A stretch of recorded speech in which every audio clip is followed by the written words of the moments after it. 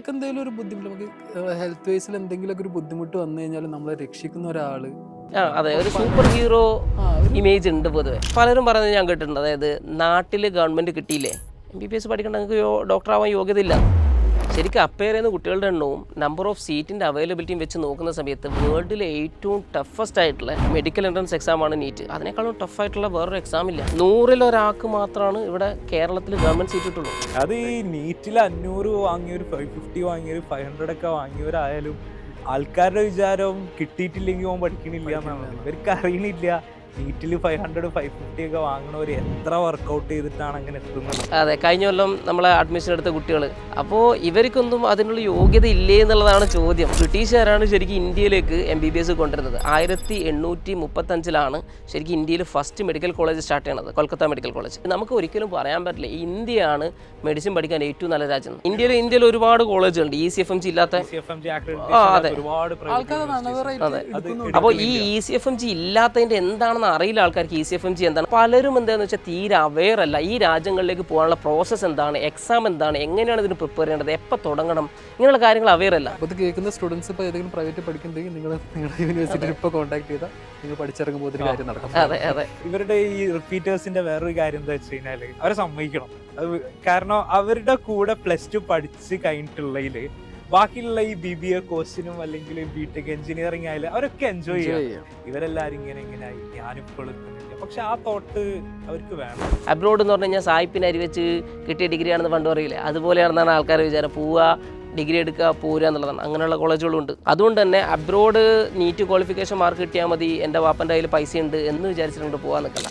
പലരും വിചാരിക്കണത് +2 കഴിഞ്ഞിട്ട് ഡയറക്റ്റ് എന്ത് ചെയ്യാം, അബ്രോഡ് അഡ്മിഷൻ എടുത്ത് പോവാം, എന്നിട്ട് അടുത്ത കൊല്ലം വന്നിട്ട് നീറ്റ് ചെയ്താൽ. ഇത് പറയുന്ന കുറേ ഏജൻസികളുണ്ട്. അപ്പോൾ കറന്റ് ഇപ്പോൾ ഒരു +2 കഴിഞ്ഞിട്ടുള്ള സ്റ്റുഡൻറ്റ് ആള് റിപ്പീറ്റ് ചെയ്യണോ ഓർ അബ്രോഡ് പോകണോ എന്നുള്ളൊരു ഡിസിഷൻ എടുക്കുകയാണെങ്കിൽ എന്താ ആൾ ആലോചിക്കുന്നത്? നാട്ടിലുള്ള കാരണവന്മാരോടും കുടുംബത്തിലുള്ള അമ്മാവന്മാരോടാണ്.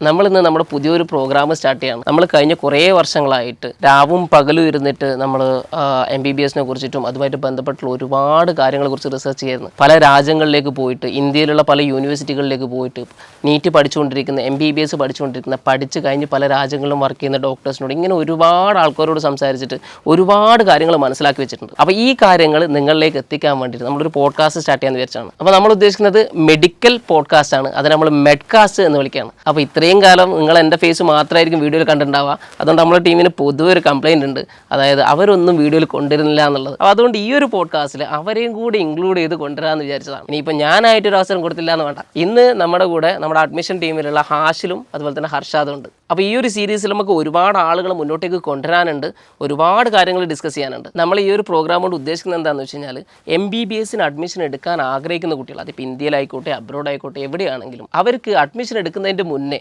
ഓരോ യൂണിവേഴ്സിറ്റികളിലും ഓരോ രാജ്യങ്ങളിലും എങ്ങനെയാണ് കാര്യങ്ങൾ, ഇന്ത്യയിലെ ഓരോ മെഡിക്കൽ കോളേജുകളും എങ്ങനെയാണ്, അവിടെയുള്ള കാര്യങ്ങൾ എങ്ങനെയാണ്, അബ്രോഡുള്ള കോളേജുകൾ എങ്ങനെയാണ്, അവിടെയുള്ള കാര്യങ്ങൾ എങ്ങനെയാണ്, ഇങ്ങനെയുള്ള കാര്യങ്ങളെ കുറിച്ചൊരു വ്യക്തമായിട്ടുള്ള ഐഡിയ നിങ്ങൾക്ക് ഉണ്ടാക്കി തരിക എന്നുള്ളതാണ് ഉദ്ദേശിക്കുന്നത്. അപ്പോൾ നമുക്ക് എന്തായാലും സ്റ്റാർട്ട് ചെയ്യാം.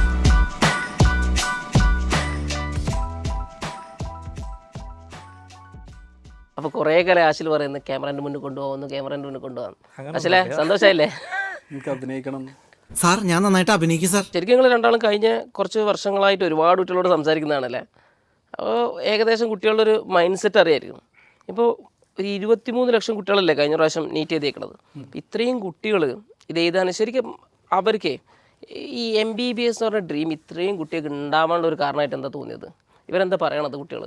മെയിൻലി ഞാൻ എല്ലാവരോടും ഇത് ഇടയ്ക്കിടയ്ക്ക് ചോദിക്കും. ഇവർ ഭയങ്കര വിളിക്കുമ്പോൾ തന്നെ അത്യാവശ്യം എനർജറ്റിക് ആയിട്ട് ഓക്കെ MBBSന്റെ കാര്യങ്ങളൊക്കെ നല്ല രീതിയിൽ കേട്ടുകുത്തിരിക്കുന്ന രീതിയിലാവുമ്പോൾ ഞാൻ തന്നെ ഇടയ്ക്ക് ചോദിക്കലുണ്ട് കുട്ടികളുടെ അടുത്ത്, എന്തുകൊണ്ടാണ് ഈ MBBS ചൂസ് ചെയ്യാൻ തന്നെ മെയിനായിട്ടുള്ള ഒരു ആഗ്രഹം, എന്താ റീസൺ എന്ന് ചോദിക്കുമ്പം മെയിൻലി ഇവർ പറയുന്ന ഒരു കാര്യം എന്താ വെച്ച് കഴിഞ്ഞാൽ, ഇത് എനിക്കറിയില്ല, എനിക്ക് പണ്ട് മുതലേ ഉള്ളൊരു ആഗ്രഹമായിരുന്നു, ചെറുപ്പത്തിൽ മുതലേ ഉള്ളൊരു ആഗ്രഹമായിരുന്നു MBBS തന്നെ എടുക്കണം എന്നുള്ളത്.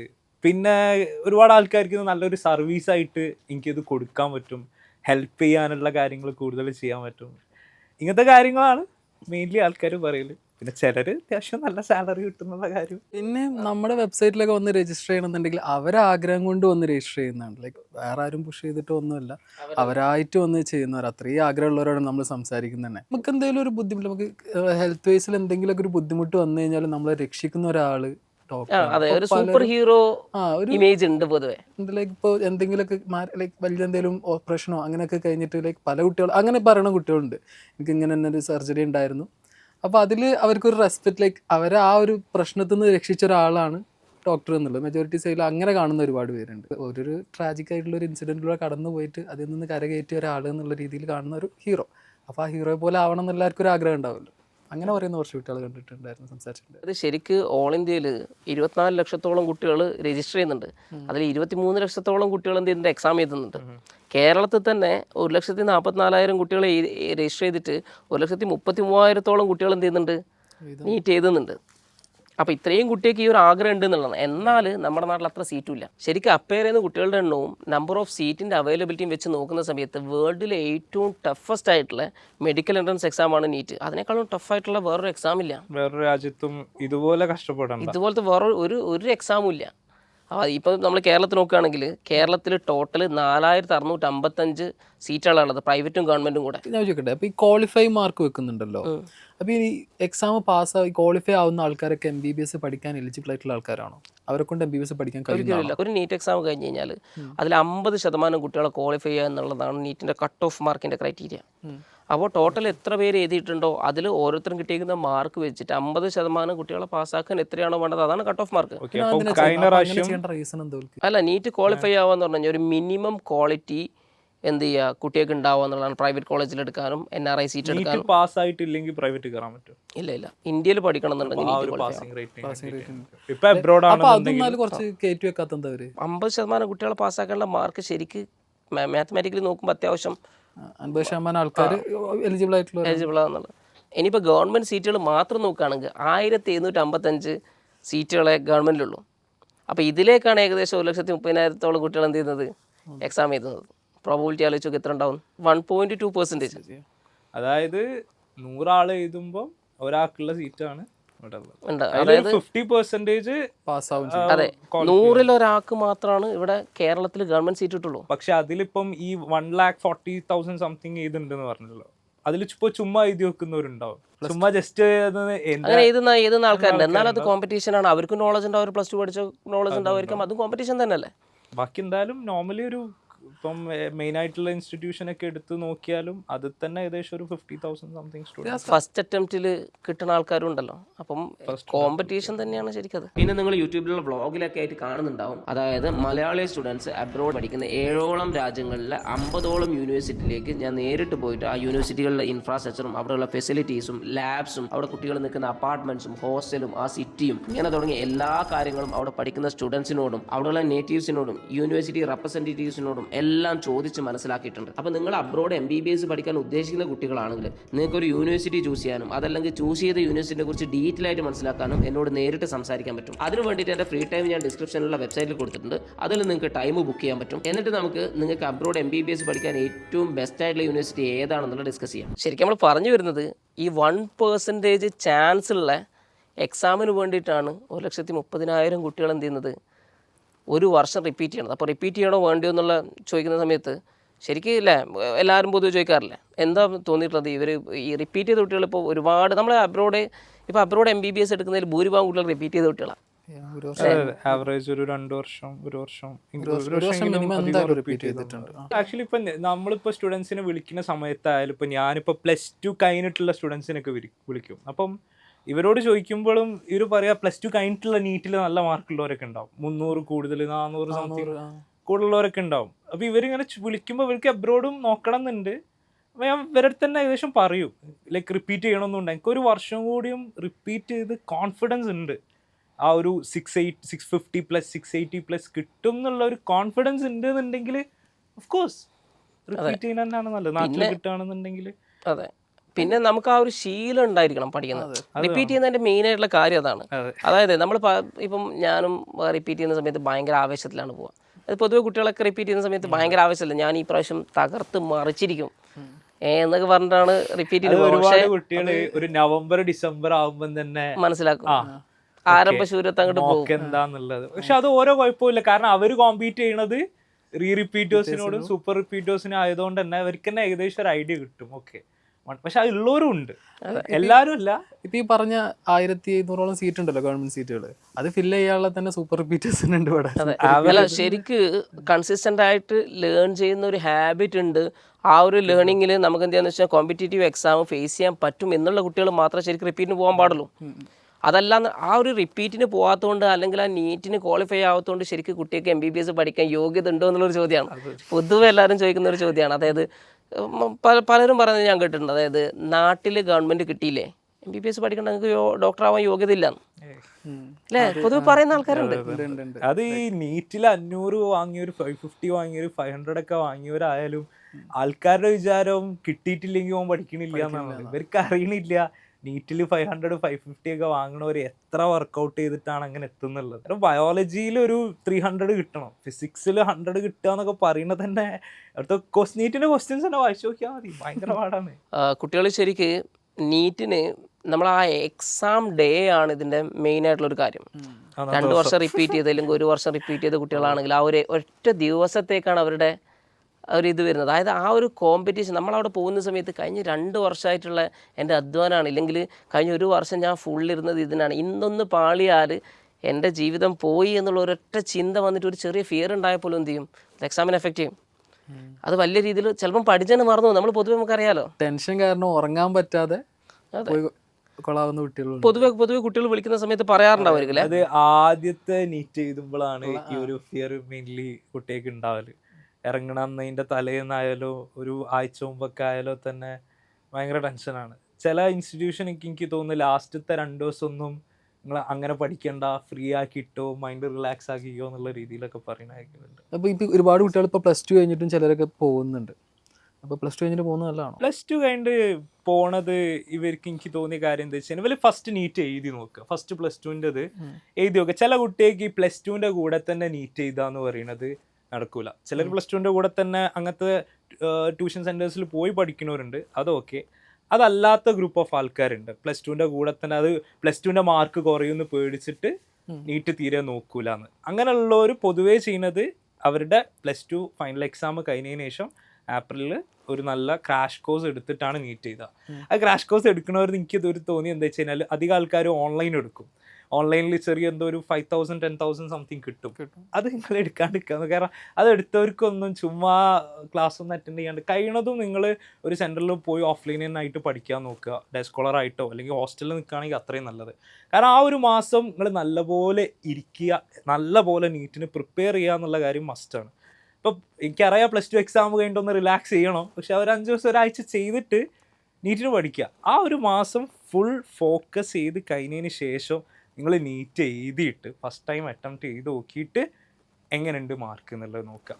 അത് അവർക്കൊരു അത് വെച്ചിട്ട് ഡിസൈഡ് ചെയ്യാം. ഇപ്പൊ അബ്രോഡ് പോയി പഠിക്കുക എന്ന് പറഞ്ഞ ഒരു മോശമായിട്ടുള്ള കാര്യമായിട്ട് പലരും ചിന്തിക്കുന്നുണ്ട്. അതായത് അബ്രോഡ് പോകാന്ന് പറഞ്ഞു കഴിഞ്ഞാൽ എന്തോ ഒരു ലോ ക്വാളിറ്റി ആണെന്നുള്ള രീതിയിൽ പൊതുവെ ഇപ്പോൾ പലരും പറയുന്നതൊക്കെയാണ് അബ്രോഡ് എന്ന് പറഞ്ഞു കഴിഞ്ഞാൽ ഈ ക്വാളിഫൈ മാർക്കുള്ള ആൾക്കാരാണ് അബ്രോഡ് പോകുന്നത് എന്നുള്ളത്. അതെ, കഴിഞ്ഞ കൊല്ലം നമ്മളെ അഡ്മിഷൻ എടുത്ത കുട്ടികൾ അല്ലേ 632 550 ഒരുപാട് കുട്ടികളുണ്ട്. അപ്പോൾ ഇവർക്കൊന്നും അതിനുള്ള യോഗ്യത ഇല്ലേ എന്നുള്ളതാണ് ചോദ്യം.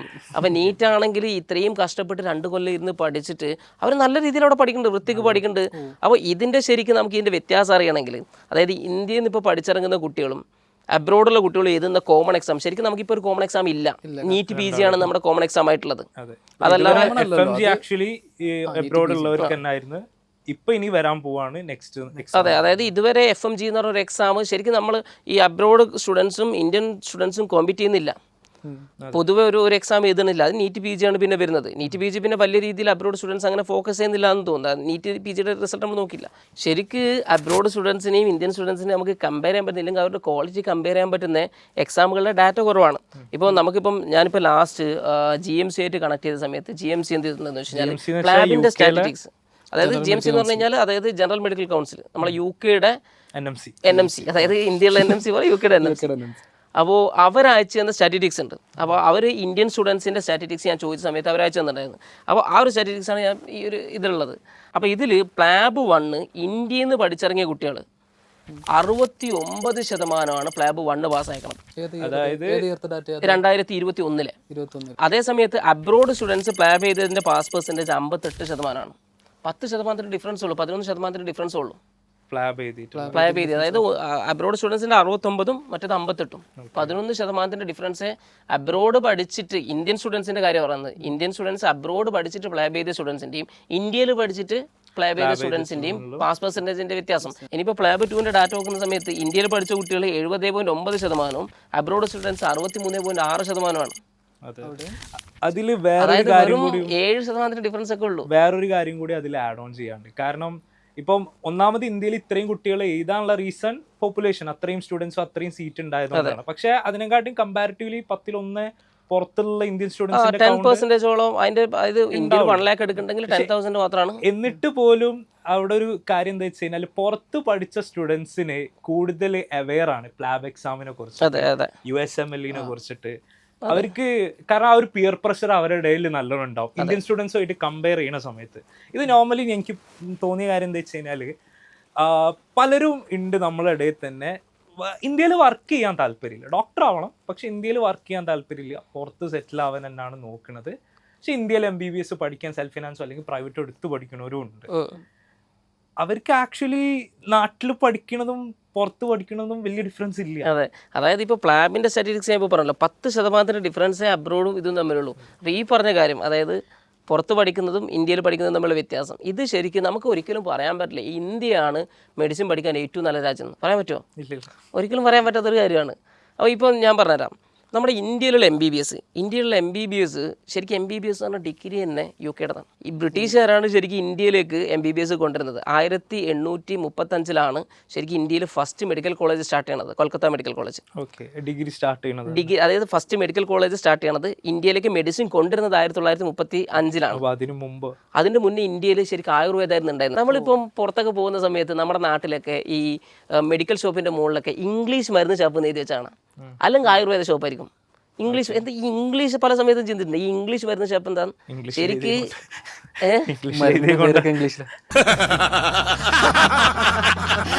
അതായത് ഈ മെഡിസിൻ നമ്മൾ ഇന്ന് ഇവിടെ ഉള്ള മെഡിസിൻ ശരിക്കും ഇന്ത്യയിലേക്ക് കൊണ്ടുവന്നത് ബ്രിട്ടീഷുകാരാണ്.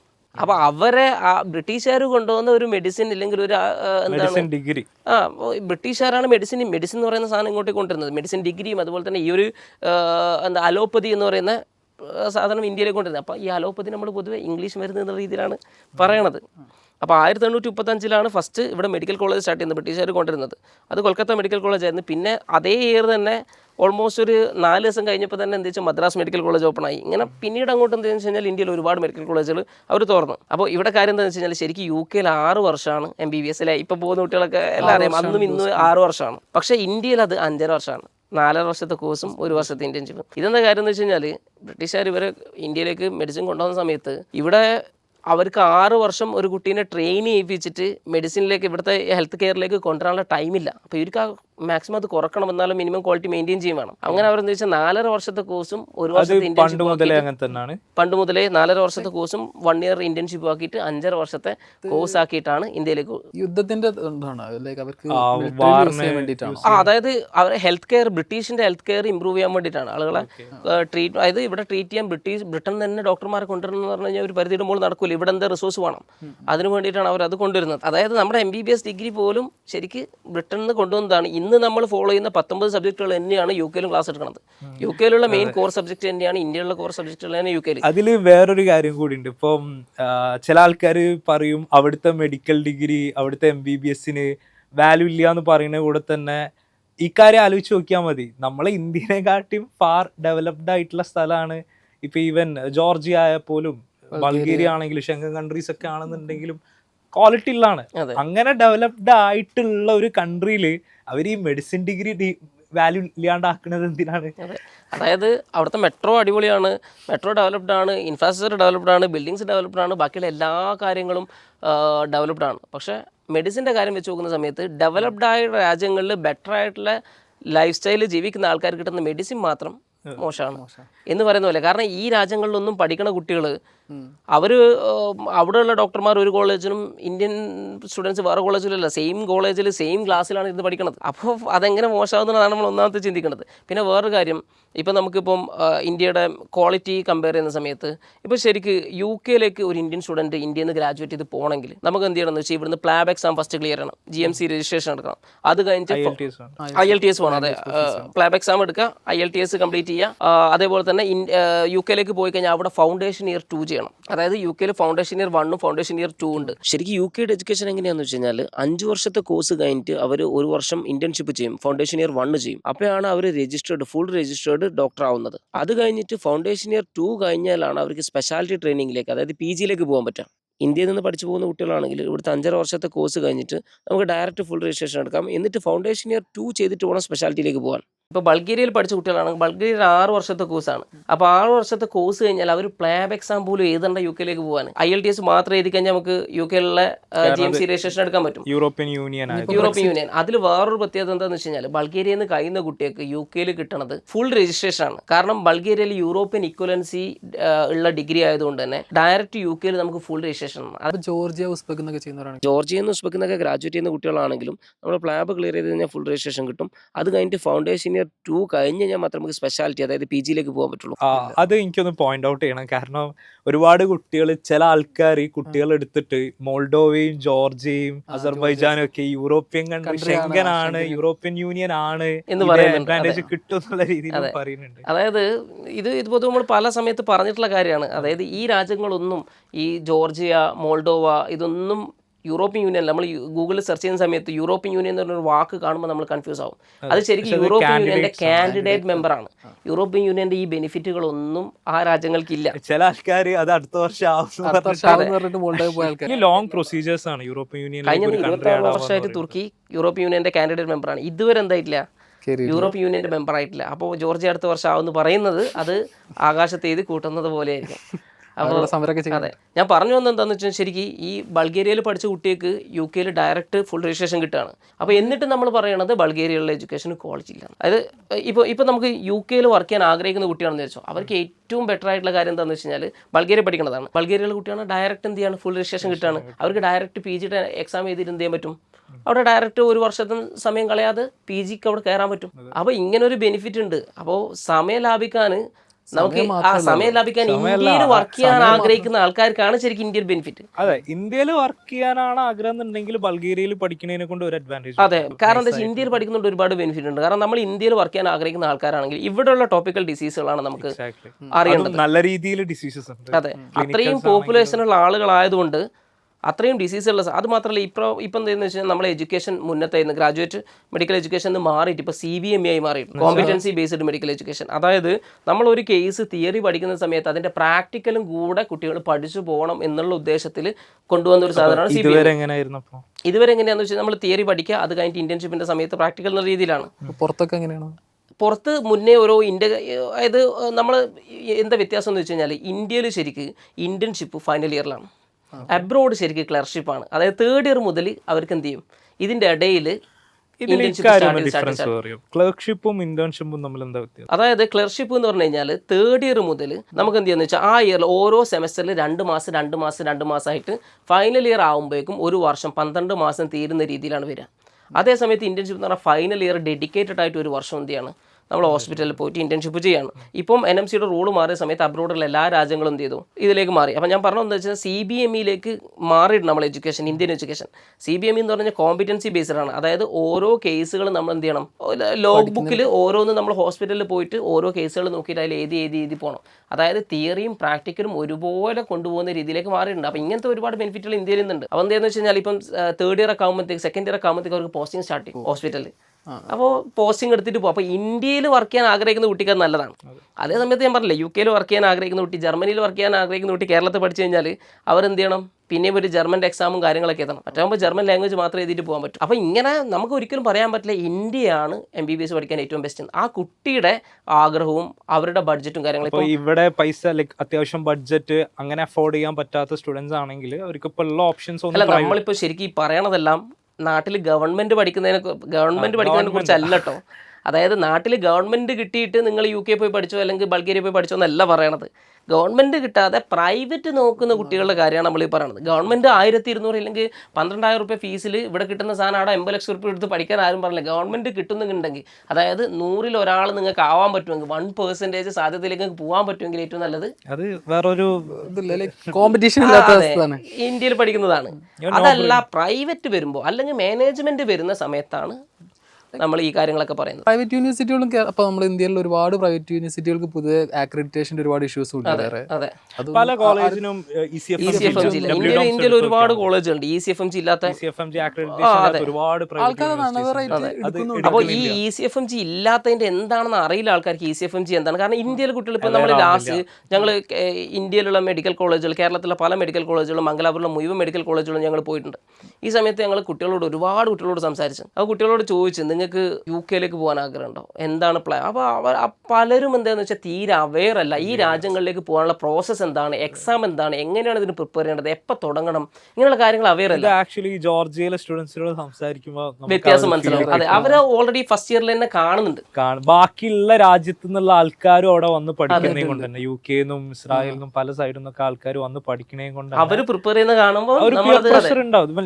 നമ്മളെല്ലാവരോടും പറയും, നിങ്ങളുടെ ഗ്രൂപ്പിന്റെ ആവറേജ് ആണ് നിങ്ങൾ, you are the average of the people you hang around. അപ്പോൾ ഒബ്വിയസ്ലി അവരുടെ ക്ലാസ്സിൽ അങ്ങനെയുള്ള ആൾക്കാരുണ്ട്, USMLക്ക് പ്രിപ്പയർ ചെയ്യുന്ന ആൾക്കാരുണ്ട്, ലാബിനുള്ള ആൾക്കാരുണ്ടെന്നുണ്ടെങ്കിൽ ഓഫ് കോഴ്സ് അവർക്ക് അതിനെ പറ്റി വരും. പക്ഷെ ഇന്ത്യയിൽ എനിക്ക് തോന്നുന്നു ഓൾമോസ്റ്റ് ഒരു 90% ആൾക്കാരും ഇന്ത്യയിൽ തന്നെ വർക്ക് ചെയ്യാൻ ആഗ്രഹിക്കുന്നവരാണ്. ആ ഒരു ഡിഫറൻസ് അവിടെ. പിന്നെ അവരൊന്നും അവെയർ അല്ല തീരെ. ECFMG ശരിക്കും ECFMG എന്തിനാണെന്ന് എവിടെ ചെക്ക് ചെയ്യേണ്ടതെന്ന് പോലും ഇന്ത്യൻ സ്റ്റുഡൻസിന് അറിയില്ല. ഇവൻ നമ്മൾ അബ്രോഡ് പോകുന്ന കുട്ടിയൊക്കെ എല്ലാവർക്കും ഈ www.doms.org എന്ന് പറഞ്ഞ വെബ്സൈറ്റ് അറിയായിരിക്കും. അക്രഡിറ്റേഷൻ വേണമെന്നുള്ളത് അറിയാം. അതിൽ പോയിട്ട് ECFMG സ്പോൺസർ നോട്ടിൽ നോക്കാനും അറിയായിരിക്കും. ഇവിടെ സ്പോൺസർ നോട്ട് എന്താണെന്ന് ഇതൊന്നും അവർ നോക്കണം. ഒന്നാമത്തെ കാര്യം ഇവരൊന്നും നോക്കേണ്ട കാര്യമില്ല. NMC അതൊക്കെ ടേക്ക് കെയർ ചെയ്യേണ്ടതെന്നുള്ളതാണ്. ശരിക്കും NMC എല്ലാ കാര്യങ്ങളും ടേക്ക് കെയർ ചെയ്യുന്നുണ്ട്.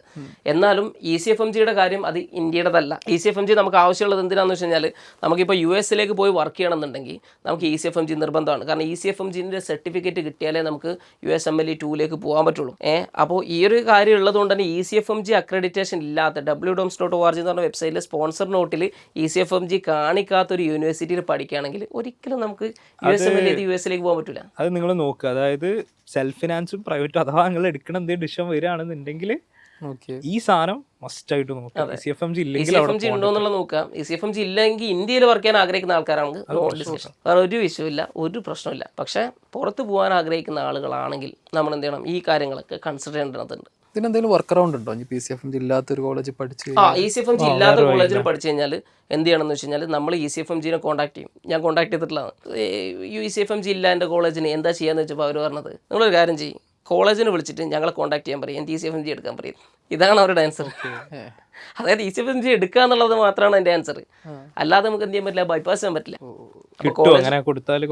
6 months എടുക്കും സമയം. 6 months സമയത്തിനുള്ളിലാണ് ഞാൻ പഠിച്ചിറങ്ങിയതിന്റെ ശേഷം ECFMG എടുത്താൽ മതിയോ നമ്മുടെ യൂണിവേഴ്സിറ്റി? പഠിച്ചിറങ്ങിയതിന് ശേഷം മതി. പക്ഷേ 6 months സമയം അപ്പോൾ എടുക്കും. നമ്മൾ യൂണിവേഴ്സിറ്റിനെ കോൺടാക്ട് ചെയ്ത് യൂണിവേഴ്സിറ്റി ECFMG കോൺടാക്ട് ചെയ്ത് ECFMG ഫേമർ വെരിഫിക്കേഷൻ കഴിഞ്ഞിട്ടൊക്കെ വേണം എന്ത് ചെയ്യാൻ.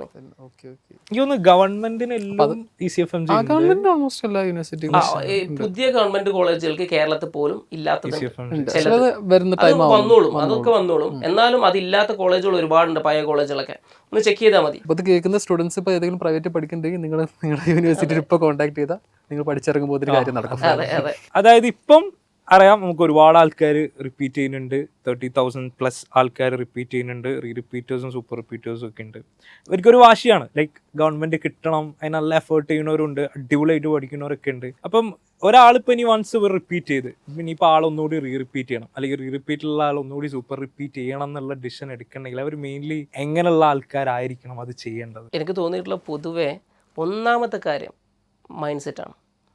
അതായത് ഞാൻ ആ ഒരു വർഷം എൻ്റെ മാക്സിമം എഫേർട്ട് ഇട്ട് പഠിക്കുകയും അത് ആ കോമ്പിറ്റൻസ്, അതായത് ഒരു കോമ്പറ്റീഷൻ എക്സാമിനെ ഫേസ് ചെയ്യുകയും ചെയ്ത് അത് നീറ്റ് എനിക്ക് കിട്ടും എന്ന് ഉറപ്പുള്ള ആ ഒരു മൈൻഡ് സെറ്റുള്ള ആളുകൾ മാത്രമാണ് ഒന്നാമത്തെ റിപ്പീറ്റിന് പോകാവുള്ളൂ.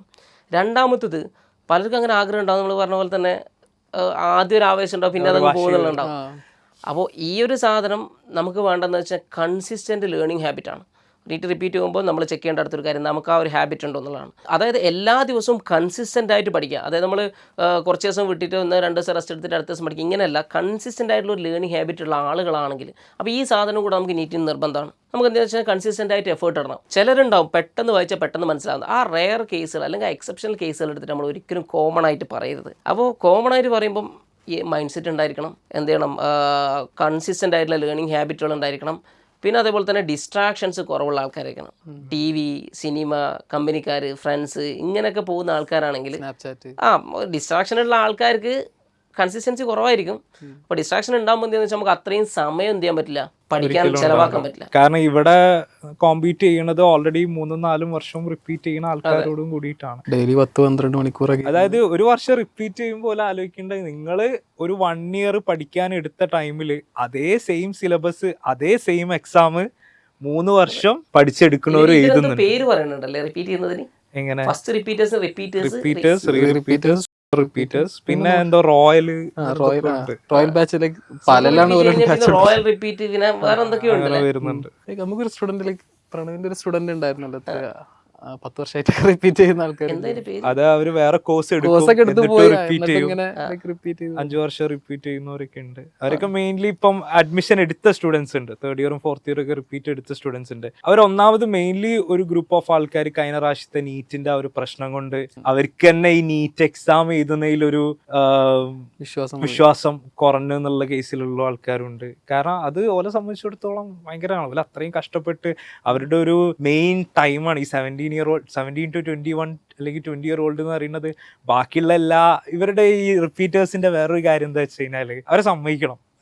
കാരണം അവരുടെ കൂടെ +2 പഠിച്ച് കഴിഞ്ഞിട്ടുള്ളതില് ബാക്കിയുള്ള ഈ BBA കോഴ്സിനും അല്ലെങ്കിൽ ബിടെക് എഞ്ചിനീയറിംഗ് ആയാലും അവരൊക്കെ എൻജോയ് ചെയ്യാം. അവരെല്ലാരും പറയുന്ന ഒരു മെയിൻ കാര്യമാണ്. ഇപ്പൊ നമ്മൾ ഈ ട്രൂ ഗൈഡ് സ്റ്റാർട്ട് ചെയ്തിട്ടുണ്ട് റിപ്പീറ്റിന് വേണ്ടി സമയത്ത്. അപ്പൊ ആ സമയത്ത് നമ്മൾ നീറ്റ് റിപ്പീറ്റേഴ്സിനെ സപ്പോർട്ട് ചെയ്യാൻ വേണ്ടിയിട്ട് നമ്മൾ തുടങ്ങിയ ഒരു മെന്റർഷിപ്പ് പ്രോഗ്രാം. അതിൽ സമയത്ത് നമ്മൾ ഇവരോട് സ്റ്റുഡൻസിനോട് സംസാരിക്കുന്ന സമയത്ത് ഇവർക്ക് എല്ലാവർക്കും മെയിൻ ആയിട്ട് ടെൻഷൻ അല്ലെങ്കിൽ ഒരു സങ്കടം വരുമ്പോൾ എന്താ വെച്ച് കഴിഞ്ഞാൽ ബാക്കിയുള്ള കുട്ടികളുടെ ഓരോ സ്റ്റാറ്റസ് കാണുമ്പോൾ ഇവരെല്ലാവരും ഇങ്ങനെയായി, ഞാനിപ്പോൾ എത്തുന്നില്ല. പക്ഷെ ആ തോട്ട് അവർക്ക് വേണ്ട. കാരണം നിങ്ങൾ ആ ഡിസിഷൻ എടുത്ത് തന്നെ ബാക്കിയുള്ള ആവറേജിൽ നിന്ന് മാറി എനിക്ക് നല്ലൊരു കരിയർ വേണം, എനിക്ക് ആ ഒരു നോർമൽ അല്ല, എനിക്ക് ഒരു റിസ്ക് ഉള്ള പാത്താണെന്ന് അറിഞ്ഞുകൊണ്ട് എടുത്തവരാണ്.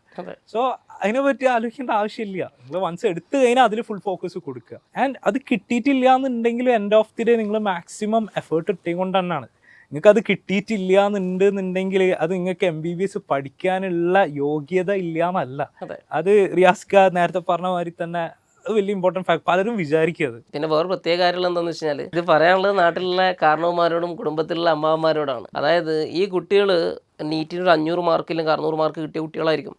അപ്പൊ പക്ഷെ സീറ്റ് കിട്ടൂലല്ലോ 600 മാർക്കിലൊന്നും. ഇത് വേറൊരു ഇതുണ്ട്. 5 കൊല്ലം മുമ്പ് MBBS എടുത്തതിന്റെ കോമ്പറ്റീഷന്റെ എത്ര ഇരട്ടിണ്ട് ഇപ്പൊ നീറ്റ് വർക്ക് ചെയ്യാന്.